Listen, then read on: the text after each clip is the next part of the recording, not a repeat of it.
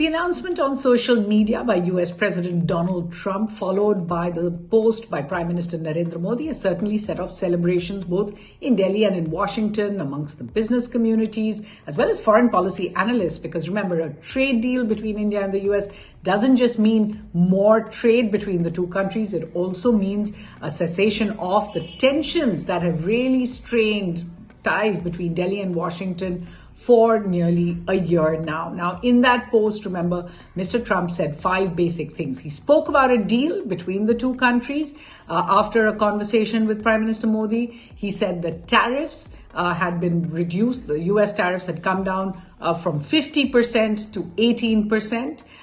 He said that India had agreed to zero out its tariffs on US goods as well as take away non-tariff barriers. He said India has agreed to cutting or stop buying Russian oil, perhaps buying some Venezuelan oil now. And he said that India had committed to $500 billion in investment and purchases of US-made goods.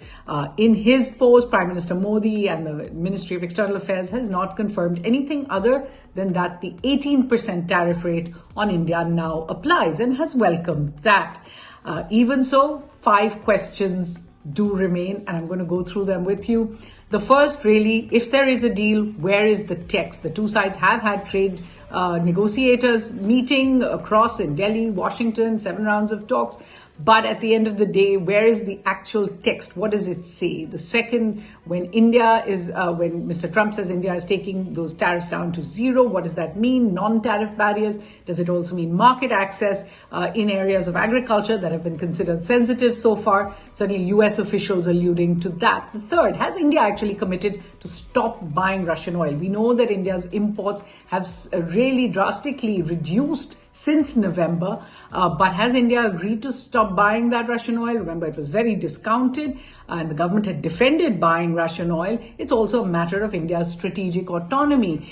Is India giving that up? Is India also giving up other purchases of oil or trade with countries like Iran that the US doesn't want it to? What does it mean for Chabahar port as well, which India seems to be distancing itself from? And finally, the question of India's $500 billion commitment. Is that even realistic? At present, trade in goods between the two countries are about $130 billion.